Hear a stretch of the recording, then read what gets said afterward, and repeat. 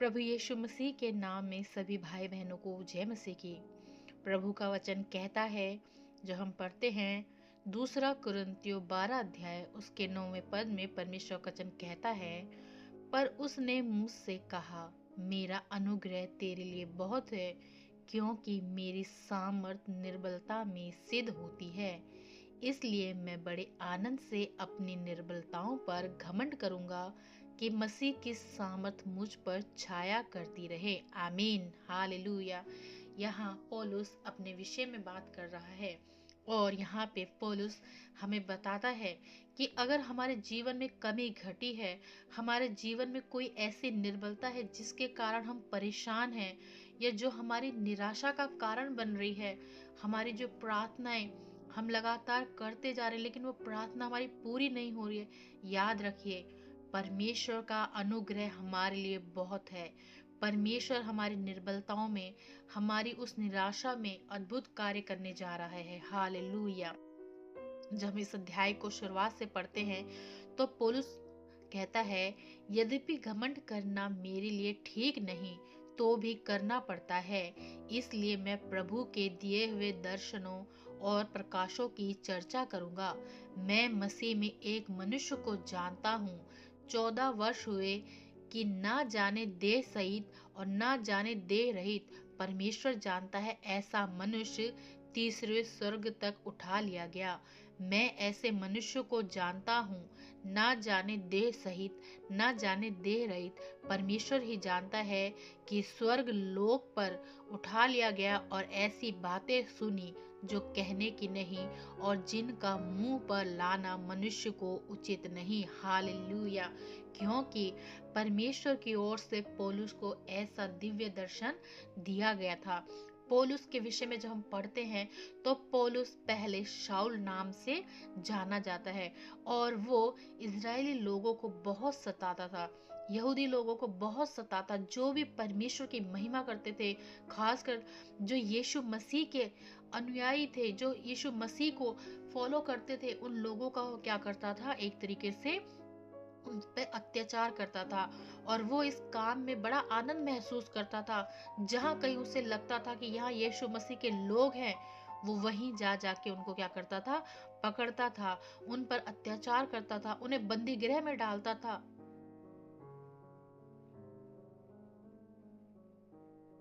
और आनंदित होता था कि मैं प्रभु के लिए काम कर रहा हूँ। लेकिन वचन कहता है, जब यीशु मसीह ने पौलुस को दर्शन दिया, अपने लोगों के सताव के कारण, जब यीशु मसीह ने पौलुस को दर्शन दिया और कहा, तू क्यों मेरे लोगों को सताता है, तू क्यों मुझे सताता है, तो पौलुस ने कहा उस समय कि प्रभु तू कौन है, मैं तो तुझे जानता भी नहीं, तो फिर मैं तुझे कहां से सताऊंगा। यीशु मसीह ने कहा, तू मेरे जो लोगों को सताता है, तू उन्हें नहीं, मुझे ही सता रहा है। हालेलुया। याद रखिए, प्रभु अपने लोगों को सताने वालों को कभी माफ नहीं करता है, और प्रभु के लोगों को जो सताता है, वो वचन कहता है कि वो प्रभु को सताता है, क्योंकि प्रभु का वचन कहता है, जो प्रभु के लोगों को छूता है वो परमेश्वर की आंख की पुतली को छूता है। यीशु मसीह ने जब पौलुस को दर्शन दिया और उससे कहा कि तू तो मुझे सताता है, लेकिन पौलुस नहीं जानता था कि कौन है, क्योंकि उसने यीशु मसीह के बारे में सुना था, उसका प्रचार करने वाले लोगों को, उसकी स्तुति करने वाले लोगों को बंदी गृह में डाल रहा था, लेकिन वो नहीं जानता था कि असल में यीशु मसीह कौन है। लेकिन जब प्रभु ने उसे दर्शन दिया तो वो कहता है कि प्रभु मैं तो तुझे जानता भी नहीं हूँ, तो फिर तू ऐसा क्यों कह रहा है कि मैं तुझे सता रहा हूँ। यीशु मसीह ने कहा, तू जो मेरे लोगों को सताता है, उन्हें बंदी गृह में डालता है, उनके ऊपर अत्याचार करता है, तो तू उनके साथ नहीं, मेरे साथ कर रहा है। Hallelujah, hallelujah. याद रखिए, आपके जीवन में जो सताव आ रहा है, आपके जीवन में जो परेशानियां आ रही हैं, वो आपसे बढ़कर यीशु मसीह उसे फेस कर रहे हैं। हालेलुया। अगर आपके विरोध में, आपके आस पड़ोस में लोग व्यवहार कर रहे हैं, आपके प्रति अगर कोई गलत व्यवहार इस कारण रख रहा है कि आप यीशु मसीह को मानते हैं, तो याद रखिए, वो आपसे नफरत नहीं कर रहे हैं, वो प्रभु यीशु मसीह से नफरत कर रहे हैं। हालेलुया। प्रभु अपने लोगों पर दया करता है, प्रभु अपने लोगों की सुरक्षा करता है और प्रभु अपने लोगों को कभी भी बेसहारा नहीं छोड़ता।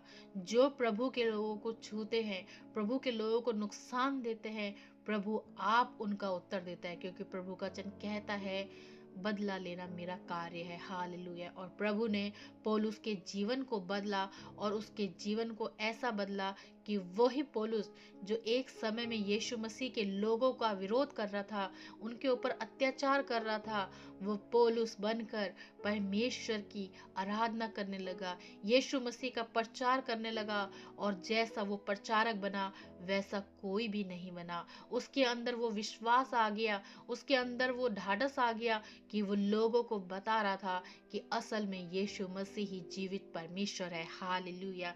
जब प्रभु की ओर से दर्शन मिलता है, जब प्रभु की ओर से अगुवाई होती है, जब प्रभु छू लेता है और मन को बदल देता है, तो फिर उसे किसी और गवाही की जरूरत नहीं होती। और यहाँ पौलुस भी जब परमेश्वर की ओर से उसे वो आनंद, वो अधिकार दिया गया, वो घमंड करता है उस बात पे कि प्रभु ने मुझे क्या किया है, छू लिया है, प्रभु ने मुझे चुन लिया है कि मैं उसके राज्य के लिए प्रतिफल लेके आऊं। हालेलुया। वचन ऐसा कहता है आगे, ऐसे मनुष्य पर तो मैं घमंड करूंगा जो प्रभु में उठा लिया जाता है। पौलुस उसके विषय में भी घमंड करता है, परंतु अपने पे तो अपनी निर्बलताओं को छोड़ अपने विषय में घमंड ना करूंगा।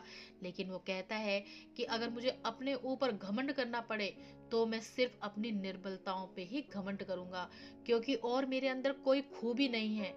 लेकिन आज हम मनुष्य जब भी कभी कुछ करना होता है या कोई बात कहनी होती है, तो हम दूसरे से तुलना करने पर अपने आप को ही बढ़ाई में मारते हैं, अपने आप को ही बढ़ा कर रखते हैं। प्रभु का वचन कहता है, जो कोई अपने आप को बड़ा करेगा वो नीचा किया जाएगा, और जो अपने आप को छोटा बनाएगा प्रभु उसको आप बड़ा करेगा। हालेलुया। क्योंकि प्रभु अद्भुत कार्य करने वाला है। इसलिए पौलुस जानता है कि वो परमेश्वर के प्रेम को, परमेश्वर के आनंद को कैसा पा सकता है। इसलिए वो अपनी एजुकेशन पे घमंड नहीं करता, अपने ओहदे पे घमंड नहीं करता, अपने उस अधिकार पे घमंड नहीं करता जो उसे संसार की ओर से मिला है। वो इस बात पे घमंड करता है कि जो मेरी निर्बलताएं हैं उसके द्वारा ही मैं परमेश्वर की आशीष को पाता हूँ। हालेलुया। आगे वचन कहता है, क्योंकि यदि मैं घमंड करना चाहूं तो भी मूर्ख ना हूं, क्योंकि सच बोलूंगा तो भी रुक जाता हूँ। ऐसा ना हो कि जैसा कोई मुझे देखता है या मुझसे सुनता है मुझे उससे बढ़कर समझे। इसलिए मैं प्रकाशनों की बहुतायत से फूल ना जाऊं। हालेलुया। प्रभु ने उसके जीवन में इतने अद्भुत कार्य किए, प्रभु की इतनी आशीष उसके ऊपर थी, लेकिन वो फिर भी कहता है कि मैं उन कारण से फूलना नहीं चाहता। मेरे शरीर में एक कांटा चुभाया गया, अर्थात शैतान का एक दूत, कि मुझे घूसे मारे ताकि मैं फूल न जाऊं। उसके शरीर में एक दुख, एक तकलीफ हमेशा बनी रहती थी। उसने उसके लिए प्रार्थना भी की। वचन कहता है आगे कि इसके विषय के लिए मैंने प्रभु से 3 बार विनती की कि ये मुझसे दूर हो जाए। कई बार हम अपने जीवन में सोचते हैं हमारे जीवन में ये कमी घटी है, हम उसके लिए प्रार्थना करते रहते हैं, जो वो पूरी नहीं होती हमारी इच्छा के अनुसार, हमारे उस समय के अनुसार, जिस समय के लिए हमने विचार किया होता है, तो हम निराश हो जाते हैं, हताश हो जाते हैं। पौलुस कहता है कि मैंने उस कांटे के लिए, उस तकलीफ के लिए, उस दर्द के लिए जो मेरे शरीर में था, प्रभु से प्रार्थना भी की कि ये क्या है, मुझसे दूर हो जाए। पर प्रभु ने कहा कि मेरा अनुग्रह तेरे लिए बहुत है, क्योंकि मेरी सामर्थ निर्बलता में सिद्ध होती है। आमीन, आमीन। इसीलिए पौलुस कहता है कि मैं अपनी निर्बलताओं में घमंड करता हूँ, क्योंकि जहाँ पे मैं निर्बल हो जाता हूँ वहाँ प्रभु की सामर्थ काम करती है। हालेलुया। अगर आपके जीवन में कोई रोग है, उस रोग के ऊपर घमंड कीजिए, क्योंकि प्रभु आपको चंगाई देगा। हालेलुया। प्रभु आपको गवाह बना देगा अपने लिए। लेकिन अगर आप प्रभु की महिमा को छोड़ केवल उस रोग की ओर ध्यान करेंगे, उस रोग को ही आप बड़ा बनाते जाएंगे, तो आप परमेश्वर की आशीष को, परमेश्वर की सामर्थ को नहीं देख पाएंगे जो परमेश्वर आपके जीवन में देना चाहता है। Hallelujah, hallelujah. वचन कहता है, प्रभु का दास पौलुस कहता है कि प्रभु अपने बड़े आनंद को मुझे देना चाहता है, इसलिए मैं क्या करता हूँ, अपनी निर्बलताओं में घमंड करता हूँ कि मसीह की सामर्थ मुझ पे छाया करती रहे। Hallelujah, hallelujah. याद रखिए, प्रभु प्रभु आनंद देने वाला परमेश्वर है, वो चंगाई सामर्थ देने वाला परमेश्वर है। अगर आप अपनी निर्बलताओं पर ही ध्यान देंगे, आप परमेश्वर के कार्यों को नहीं देख सकते। Hallelujah, hallelujah. याद कीजिए, अब्राहम परमेश्वर की महिमा करता रहा, परमेश्वर पर विश्वास करता रहा। उसे विश्वास था कि प्रभु ने कहा, मैं तुझे संतान दूंगा और 13 वर्ष पूरी पृथ्वी पर होगा, इतना होगा कि जितने आकाश में तारागण हैं तू उन्हें गिन नहीं सकता, जितने समुद्र के किनारे रेत के कण हैं तू उन्हें गिन नहीं सकता, ऐसी ही मैं तुझे संतान की आशीष दूंगा। उसने प्रभु पर विश्वास रखा, प्रभु के वचन पर विश्वास रखा, और वचन कहता है कि 100 साल की उम्र में उसे संतान की आशीष प्रभु से मिली। आज के समय में भी इतना विज्ञान का, इतना टेक्नोलॉजी जब अपने पूरी चरम सीमा पे है, लोग 100 साल की उम्र में भी किसी को संतान की आशीष पाते हुए नहीं देख सकते, लेकिन परमेश्वर ने इस कार्य को कर दिखाया, क्योंकि वो सामर्थी जीवित परमेश्वर है और जीवन देने का अधिकार उसका है। अब्राहम ने विश्वास किया। प्रभु ने जब उसे कहा, अपने बेटे को मेरे लिए बलिदान करके चढ़ा कि परखूं कि क्या तू सच में मेरे से वही प्रेम करता है जो इस बेटे की आशीष देने से पहले करता था। वचन कहता है, अब्राहम ने ना कोई शोक किया, ना कोई सवाल किया, वो अपने बेटे को लेकर चल पड़ा कि परमेश्वर की इच्छा को पूरी करे। हालेलुया। और वचन कहता है, परमेश्वर ने उसे रोक दिया कि मैंने तुझे परखा और तुझे अपने प्रेम में सफल पाया है। हालेलुया। क्योंकि वो परमेश्वर के प्रेम को जानता था, वो जानता था कि परमेश्वर की ओर से मुझे संतान की आशीष मिली है और वही परमेश्वर जीवन फिर से दे सकता है। हालेलुया। उसने अपने विश्वास को कमजोर नहीं किया, वो अपनी निर्बलताओं की तरफ ध्यान नहीं दे रहा था कि ये मेरा इकलौता बेटा है जिसे मैंने परमेश्वर से पाया है, सारा और मेरा इकलौता बेटा है और परमेश्वर की आशीष के द्वारा पाया है, परमेश्वर के उस वादे किए हुए वचन के द्वारा पाया है।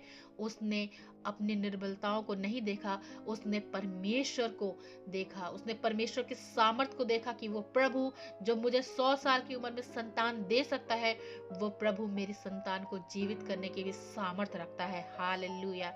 याद रखिए, हमारे जीवन में कमियां हैं, घटिया हैं और कमजोरियां हैं, बुराइयां हैं, उन चीजों को छोड़ दीजिए, परमेश्वर उन बुराइयों को निकाल देगा, परमेश्वर हमारी निर्बलताओं को निकाल देगा, परमेश्वर अपने सामर्थ को हमारे जीवन में कार्यरत करेगा। हालेलुया।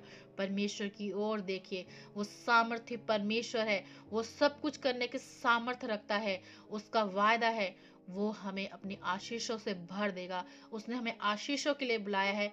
परमेश्वर की ओर देखिए, परमेश्वर पौलुस जैसे मनुष्य के मन को बदल सकता है। जो परमेश्वर का विरोध करने वाला था, परमेश्वर के लोगों को सताने वाला था, परमेश्वर उससे अपनी महिमा ले सकता है। हालेलुया। तो जो परमेश्वर के लोग हैं, जो दिन रात उसकी दुहाई देते हैं, जो उससे प्रार्थना करते रहते हैं, उसकी अधीनता में रहते हैं, क्या परमेश्वर उनकी प्रार्थनाओं को नहीं सुनेगा? वचन कहता है, सबसे पहले वचन के अनुसार प्रभु उनकी प्रार्थनाओं को सुनेगा। आमीन, आमीन। याद रखिए, आपकी निर्बलताएं, आपकी कमजोरियां, आपकी जो मन्नतें अभी तक सुनी नहीं गई हैं, आपकी जिंदगी में जो चाह है वो पूरी नहीं हुई है, छोड़ दीजिए उसे, परमेश्वर की ओर देखिए, परमेश्वर अद्भुत काम करने जा रहा है। हालेलुया। प्रभु आशीष देने जा रहा है, क्योंकि वो आशीष देने वाला परमेश्वर यहोवा है। हालेलुया। प्रभु आशीष करे, ब्लेस करे हर एक को, और याद रखिए, प्रभु के वचन में बढ़ते रहिए। ये परमेश्वर का वो मन्ना है जो कभी खत्म नहीं होगा, जो जीवन देने वाला है। भोजन खाएंगे, आज खाएंगे, कल वो समाप्त हो जाएगा और संडास में बाहर निकल जाएगा। ये परमेश्वर का वचन है, ये हृदय में बोया जाएगा और आने वाले सालों में, आने वाली पीढ़ियों में भी इसकी आशीष, इसकी बरकत हम देखने पाएंगे। आमीन, आमीन। प्रभु इस वचन पढ़े जाने में सबको आशीष करे, अनुग्रह करे। सभी भाई बहनों को प्रभु यीशु मसीह के प्यारे मीठे नाम में जय मसीह की, जय मसीह की।